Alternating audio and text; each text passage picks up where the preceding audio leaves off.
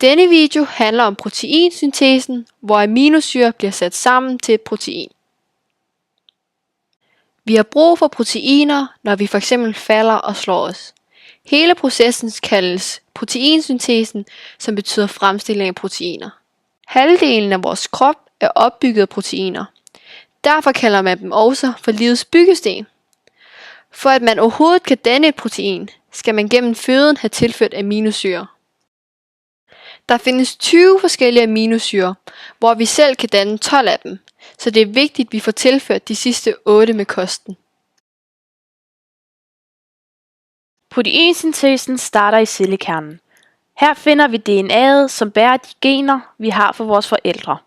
Der kan være op til 100.000 gener i DNA'et, og de indeholder alle sammen en kode for et protein.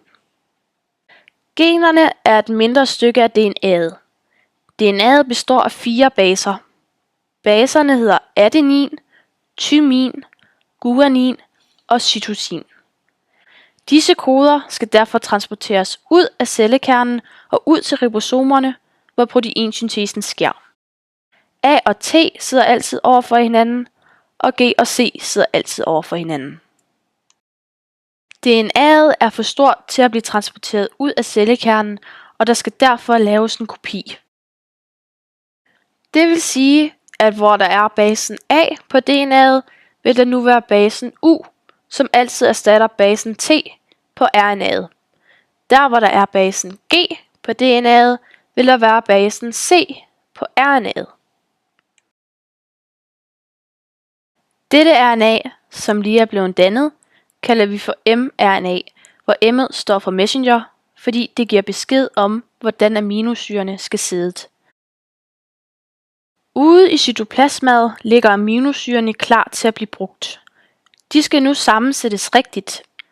Dette kan mRNA'et ikke finde ud af, så derfor har vi et andet RNA, nemlig tRNA, hvor T'et står for transport. tRNA henter aminosyrerne ude i cytoplasmaet og transporterer dem hen til ribosomerne, hvor de bliver sat sammen. Aminosyrerne skal sidde i en bestemt rækkefølge for at blive til et bestemt protein. Når alle aminosyrerne er sat sammen i ribosomerne, er proteinet færdigt. Sådan bliver proteiner dannet på ny, ud fra de aminosyrer, vi allerede har. Kort sagt handler det om at få omdannet de proteiner, vi spiser, f.eks. koprotein, til vores helt egne specielle proteiner. Denne video er lavet af Anne-Katrine, Gustav, Michaela og Nini fra 8. B fra Hjørring Private Realskole.